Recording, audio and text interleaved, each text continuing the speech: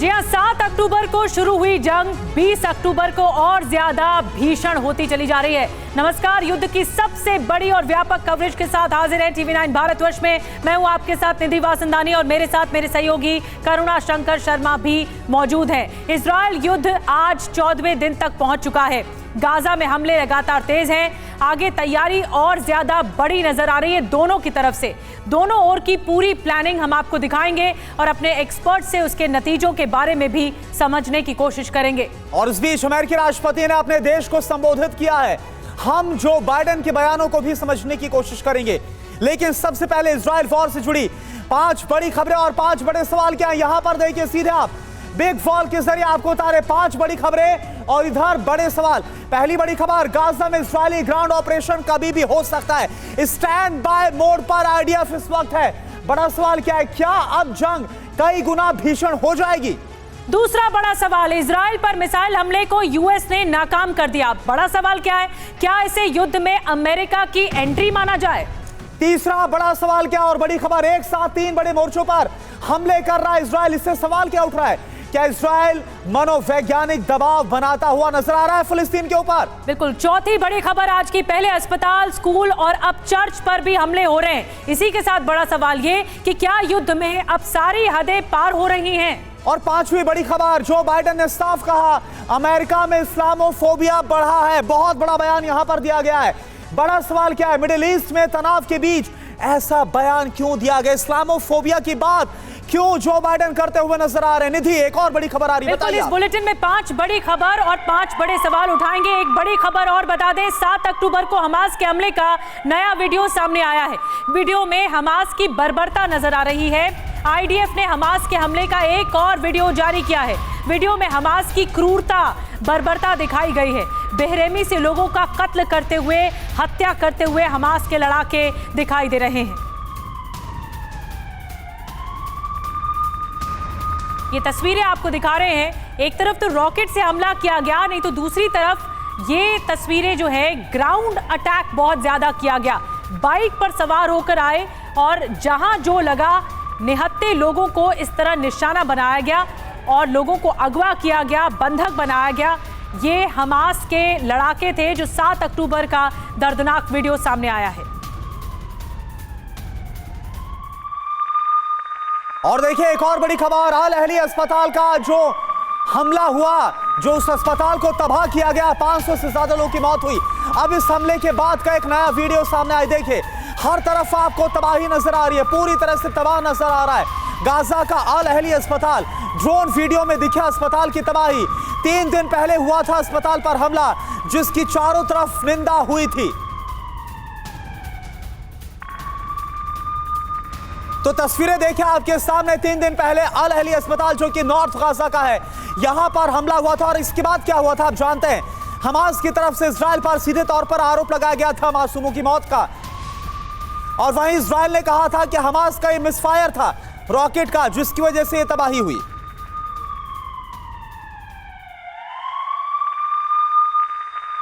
और इस बीच एक और बड़ी खबर हमें मिल रही है। बहरीन में इजरायली दूतावास पर अटैक हुआ है। बहरीन में फिलिस्तीनी समर्थकों ने हमला किया है। प्रदर्शनकारियों ने दूतावास पर आग के गोले फेंके। ये देखिए डरा देने वाली तस्वीरें हैं। ये इजराइल का दूतावास है बहरीन में और यहाँ पर इस तरह से अटैक किया गया। कितना विरोध और कितना लोगों में गुस्सा होगा कि इजरायली दूतावास को जलाने की कोशिश की है।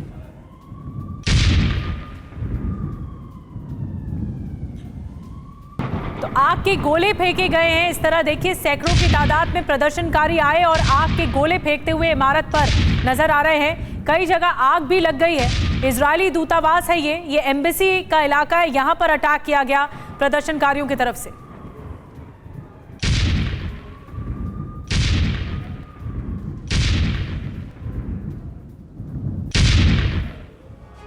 और देखिए एक और बहुत बड़ी खबर आ रही है इजरायल जंग के बीच। आज की सबसे बड़ी खबर आपको बता रहे हैं, इजरायल जंग में अमेरिका की सीधी एंट्री हो गई है। इजरायल पर दागी मिसाइल को अमेरिका ने गिराया है। यमन की तरफ से दागी गई थी मिसाइल, अमेरिकी युद्धपोत ने सभी मिसाइल को मार गिराया।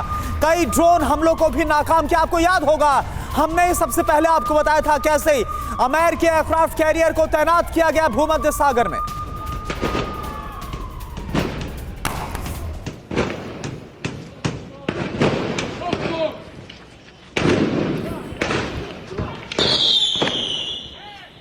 इजराइल जंग में अमेरिका की सीधी एंट्री होती हुई दिखाई दे रही है। निश्चित तौर पर यह खबर बेहद बड़ी है और इजराइल वॉर का रुख जो है वो मोड़ सकती है। युद्ध का 14वां दिन है। आइए डिटेल में आपको मैप के जरिए बताते हैं आखिर हुआ क्या हुआ। ये देखिए, ये मैप आप देख रहे हैं और इसमें आपको हर वो इलाका नजर आ रहा है। ये रेड सी का इलाका है, सऊदी अरब है, जॉर्डन है, इजराइल है, इजिप्ट है, सूडान है, इसके अलावा यमन है। अब मैं आपको बताती हूँ कि वॉर में किस तरह से अमेरिका उतर आया है, क्योंकि यमन की तरफ से जो मिसाइल दागी गई उसे मार गिराया गया। करुणा, बिल्कुल, यहां पर आप देखिए यमन आपको साफ तौर पर नजर आ रहा है, ये रेड कलर में ब्लिंक करता हुआ, और यहां पर आप देखिए रेड सी है, और वहां पर आप अगर आप नॉर्थ की तरफ जाते तो इजराइल है। यमन की तरफ से हमला बोला गया था इजराइल के ऊपर, लेकिन जो एयरक्राफ्ट कैरियर तैनात किया गया है, आपको याद होगा मेडिटेरियन सी पर जो एयरक्राफ्ट कैरियर तैनात है यूएसएस जेराल्ड और आइजनहावर, उसकी तरफ से इस हमले को नाकाम किया गया, जो इंफॉर्मेशन सामने आ रही है। बिल्कुल, और यमन के हूती विद्रोहियों ने इजराइल पर मिसाइलें दागी। जो डिटेल सामने आ रही है कि यहां से मिसाइलें दागी गई यहां पर, और इजराइल पर यमन से कई ड्रोन हमले भी किए गए हैं। ये अमेरिकन नेवी की तरफ से कहा जा रहा है। और अभी जो इंफॉर्मेशन वो आ रही है उसको करेक्ट करें, लाल सागर में मौजूद अमेरिकी युद्धपोत इसके बाद सक्रिय हुआ, जिसने यमन की तरफ से, क्योंकि आप देखिए बीच में आपको जो एक बॉर्डर नजर आ रहा है वो रेड सी का साफ नजर आ रहा है, यहीं से काउंटर अटैक किया गया यमन के ऊपर। बिल्कुल, और इजराइल की तरफ से जा रही मिसाइल और ड्रोन को मार गिराया है यूएसएस कर्णे युद्धपोत ने, जो रेड सी में तैनात है। युद्धपोत ने 3 मिसाइल और कई ड्रोन को नष्ट किया है। तो ये बताता है कि किस तरह से अमेरिका लगातार मुस्तैद हो गई, सक्रिय हो गई इस हमले के बाद।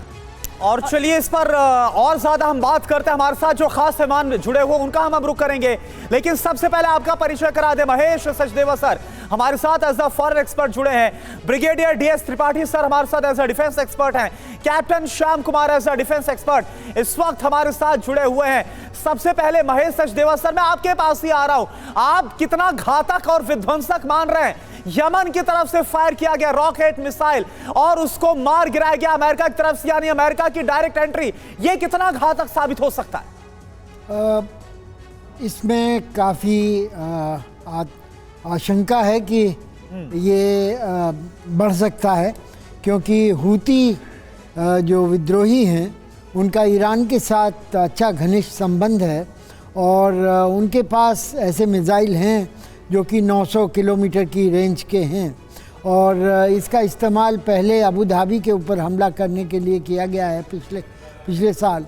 तो ये रेंज इनकी इजराइल तक पहुंचने की है, और अगर इन्होंने ये किया है, अभी तक स्वीकृति उन्होंने नहीं दी है, लेकिन अगर इन्होंने ये किया है तो ये एक नया आयाम इस युद्ध में के लिए खुलता है, और आगे चल के देखना होगा कि अगर इजराइल पर ऐसे रॉकेट या ड्रोन्स गिरते हैं तो इजराइल का क्या रिएक्शन। बिल्कुल, बड़ी बात आप कह रहे हैं महेश सचदेव जी कि अब ये देखना होगा कि अगर इजराइल पर इस तरह से हमले होते हैं तो अमेरिका और कितनी सक्रियता दिखाता है इस युद्ध में आने के लिए। एक और बड़ी खबर, फिलिस्तीन के समर्थन में यमन की जंगी तैयारी, बैलिस्टिक मिसाइल को दुनिया को दिखाया गया। मिसाइल की 2000 किलोमीटर रेंज तक मार करने की क्षमता है। तो देखिए अब यमन भी कूद पड़ा है, और ये विध्वंसक तैयारी की तस्वीरें बताती हैं कि अब कुछ भी हो सकता है, युद्ध में कोई भी हमला कर सकता है, और फिलिस्तीन के समर्थन में यमन का ये युद्ध घोष है।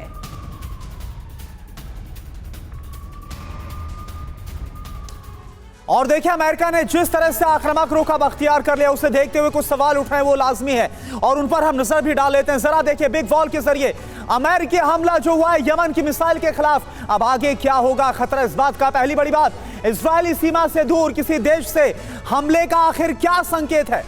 क्या पूरा मिडिल ईस्ट यानी जो मध्य अरब बताया जाता है वो वॉर में शामिल हो जाएगा इस हमले के बाद? अगला बड़ा सवाल, क्या अमेरिका वॉर में सक्रिय तौर पर उतर गया है, और अगर ऐसा हो रहा है तो फिर इसका परिणाम आप समझ सकते हैं क्या होने वाला है? और क्या भूमध्य सागर से भी अमेरिकी जवाबी हमले होंगे और तेज होंगे? एक और बड़ा सवाल है, क्या ईरान को भी इजराइल के खिलाफ मौका मिलेगा, क्योंकि ईरान ने भी अपना जो हथियारों का गोदाम है वो खोल दिया है, धमकी दे दी है इजराइल को। बिल्कुल, और करुणा हमारे साथ तमाम खास मेहमान जुड़े हुए हैं। ब्रिगेडियर त्रिपाठी, मैं आपके पास आ रही हूं, ये जो हो गया ये बहुत अनप्रिडिक्टेबल था कि यमन की तरफ से एंट्री हो जाएगी और अमेरिका उसे रोकेगा। यानी यमन हो, लेबनान हो या हिजबुल्ला हो, ये इस ताक में है कि कैसे भी प्रोवोक करा जाए अमेरिका को, कि अमेरिका भी आए जंगी मैदान में। नहीं जी, देखिए दो चीज़ें बहुत इंपॉर्टेंट है। एक तो सही है कि अरब देश जो है अब एक साथ आ गए हैं, अपोज करना चाहते हैं इजराइल को और अभी अमेरिका को भी, लेकिन हमें ध्यान में रखना है, और उनको भी ध्यान है कि अमेरिका का 12 मिडिल ईस्ट के देशों में बेसेस हैं। बहरीन की जो हम अभी बात कर रहे थे, बहरीन में अमेरिका की 5th फ्लीट का हेडक्वार्टर है, 5th फ्लीट वहाँ पर है, 4 एयर बेसेस वहाँ हैं, और तकरीबन सारे देशों में ईरान को छोड़ करके अमेरिका के कोई ना कोई बेसेस हैं। तो ऐसी अगर हालत आएगी तो अमेरिका अपनी पूरी तैयारी कर चुका है। मेडिटेरियन में आप लोगों ने अभी बताया, इनफैक्ट 2 दिन पहले से बताते आ रहे हैं कि वहाँ पर दोनों आइजनहावर और गेराल्ड फोर्ड वहाँ पहुँच चुकी हैं। तो इतनी ज़्यादा अमेरिका ने अपनी पूरी तैयारी कर रखी है, तो अमेरिका का नुकसान ज़्यादा नहीं हो पाएगा। इसके अलावा अमेरिका ने रडार भी अपने सेटअप कर रखे हैं इजराइल में, और उनकी क्षमता है कि ईरान से भी अगर कोई मिसाइल आती है तो उसको वो वहाँ इंटरसेप्ट कर सकते हैं। तो वो पूरी क्षमता अपनी तैयार कर रखी है अमेरिका ने। लेकिन यही मैं दोबारा कहना चाहूँगा, ये जो लड़ाई एंटी हमास है, ये एंटी अरब नहीं होनी चाहिए, क्योंकि ये बहुत फैल जाएगी और फिर बहुत ज्यादा मुश्किल। लेकिन कब तक अमेरिका रोक पाएगा सर, क्योंकि अमेरिका को भी उकसाया जा रहा है उसके बेसिस पर हमला करके। एक और बड़ी खबर त्रिपाठी सर, इसके बाद फिर आएंगे आपके पास। वेस्ट बैंक के हेब्रोन में जबरदस्त संघर्ष हो रहा है फिलिस्तीनियों और आईडीएफ में। यह संघर्ष, कई लोगों के घायल होने की खबर है, तस्वीरें आप देखिए जरा।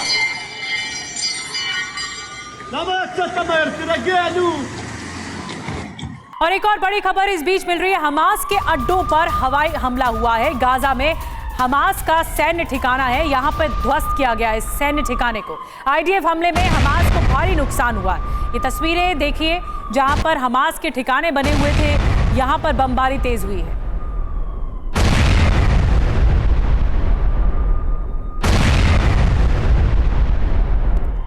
और देखिए एक और बड़ी खबर, अमेरिका के प्रेसिडेंट जो बाइडेन ने की इस्लामोफोबिया की बात। अमेरिका में इस्लामोफोबिया बढ़ा है। राष्ट्रपति ने अमेरिकियों को आगाह किया है, देश में नफरत को लेकर आगाह किया। हमें अपने प्रति ईमानदार रहना होगा। जो बाइडेन ने इस्लामोफोबिया का जिक्र किया है ऐसे वक्त में जब एक तरफ मुस्लिम वर्ल्ड एकजुट होता हुआ हमास के पक्ष में नजर आ रहा है, वेस्ट सपोर्ट करता हुआ नजर आ रहा है, एक तरफ वेस्टर्न कंट्रीज की अगर बात की जाए इंक्लूडिंग अमेरिका, वहां पर फिलिस्तीन के फेवर में प्रोटेस्ट हो रहा है।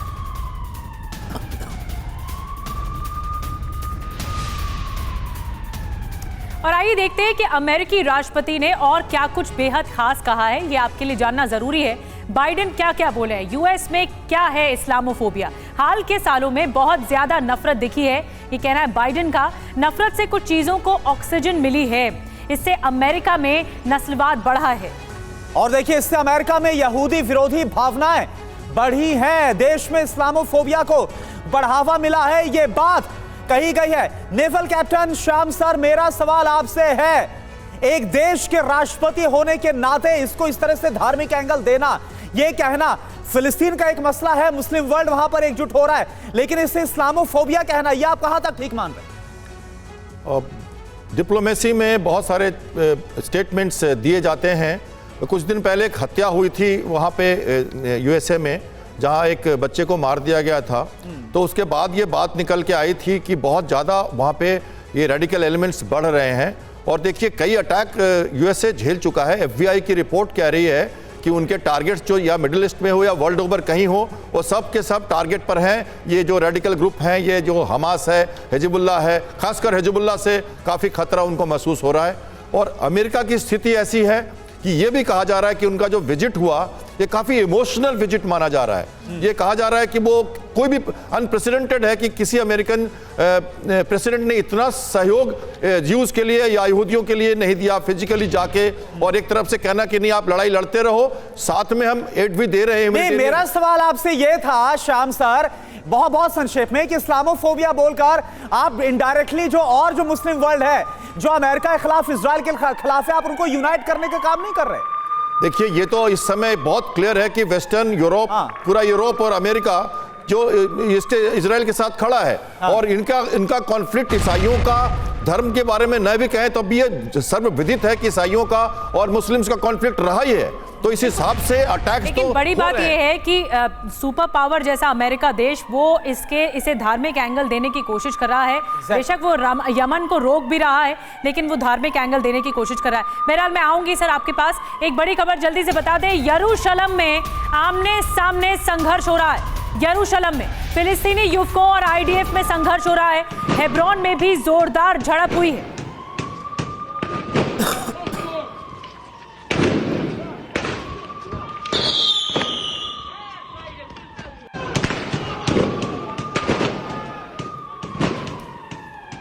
और देखिए गाजा के लोगों के लिए, आम लोगों के लिए चिंता बढ़ाने वाली खबर है, क्योंकि आज इंतजार था कि मिस्र की तरफ से राफा बॉर्डर खोला जाएगा, जो मानवीय सहायता मदद वहां पर फूड सप्लाई से लेकर जरूरी चीजें वहां पर भेजी जा रही हैं। लेकिन सड़क की मरम्मत के चलते फैसला लिया गया है कि अब आज नहीं, यानी कि आज शुक्रवार को नहीं बल्कि शनिवार को खोला जा सकता है राफा बॉर्डर से गाजा में भेजी जानी है मदद। 20 ट्रकों से भेजी जाएगी मानवीय मदद। देखिए ट्रकों की लंबी कतार आपको नजर आ रही है। और एक और बड़ी खबर इस बीच, गाजा में ऐतिहासिक चर्च पर हमला हुआ है। बहुत ही चौंकाने वाली बात है, इजराइल ने चर्च पर बमबारी की है। बमबारी में 2000 साल पुराना चर्च पूरी तरह से खत्म हो गया। ये देखिए तस्वीरें आप देख रहे हैं, पूरी तरह से ये चर्च तबाह हो गया है, जमींदोज हो गया है, नेस्त नाबूद हो गया है। ये 2000 साल पुराना चर्च बताया जाता है।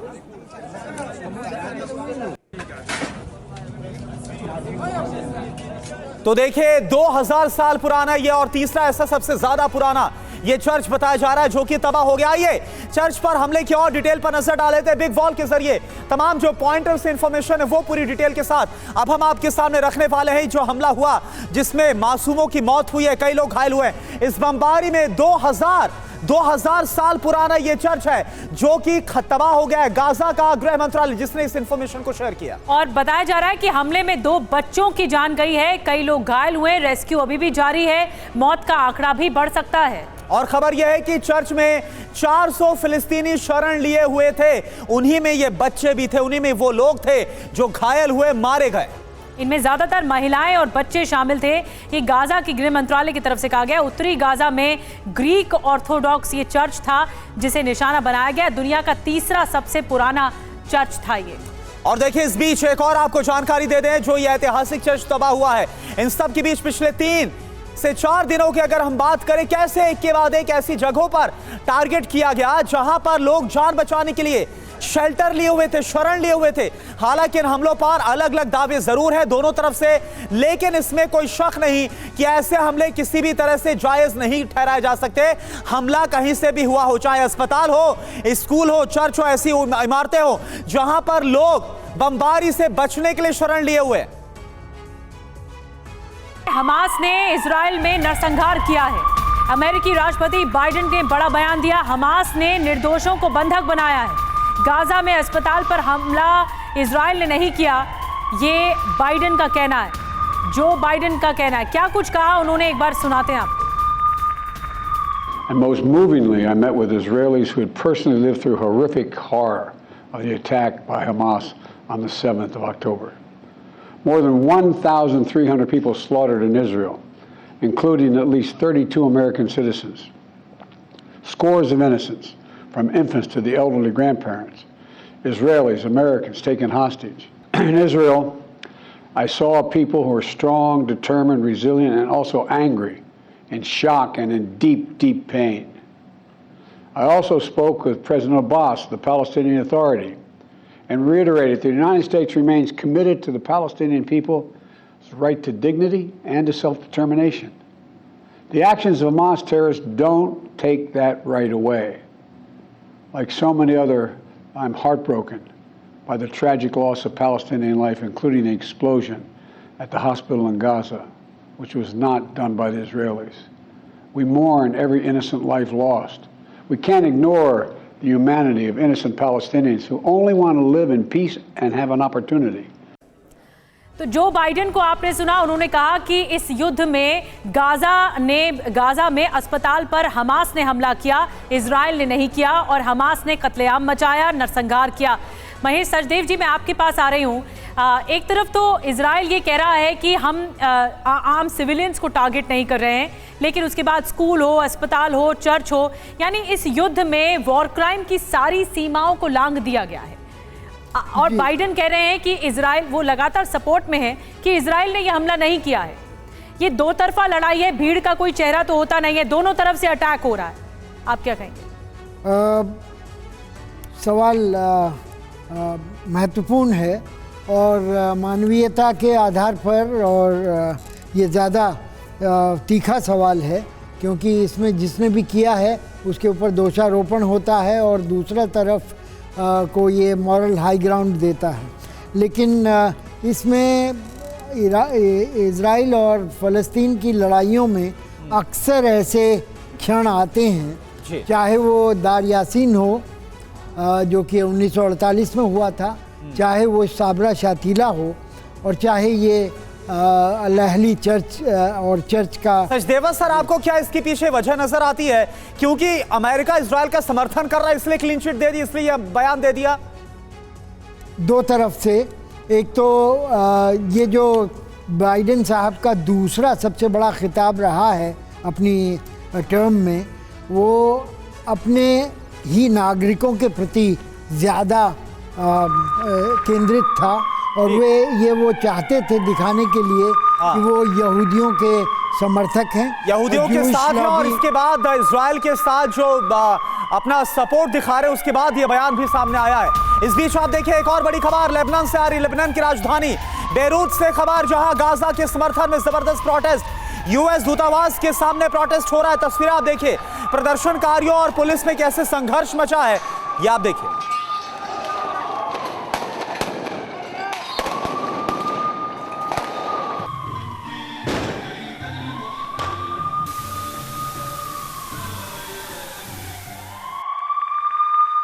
और एक और बड़ी खबर, बंधकों की सुरक्षा के लिए प्रार्थना की जा रही है। इजरायली लोगों ने दुआ मांगी है, वेस्टर्न वॉल पर पहुंचकर प्रार्थना की गई है। तस्वीरें आई हैं, ये वेस्टर्न वॉल की तस्वीरें आपको दिखा रहे हैं, जहां पर दुआ मांगी जा रही है कि बंधकों की रिहाई जल्द से जल्द हो, बंधकों की सुरक्षित वापसी हो।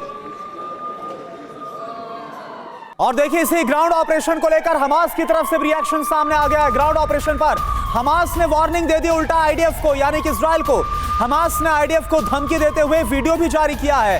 हमास का अल कुद्स ब्रिगेड आईडीएफ पर हमले के लिए तैयार है, यानी अगर इजरायली सेना अंदर आने के लिए तैयार है गाजा के, तो इधर से इन्होंने भी अपनी तैयारी दिखा रहे हैं हमास वाले, और वो अब इजराइल को, आईडीएफ को धमकी दे रहे हैं। इजराइल के ग्राउंड ऑपरेशन को चुनौती दी गई है। इजरायली रक्षा मंत्री के बयान के बाद हमास ने यह वीडियो जारी किया।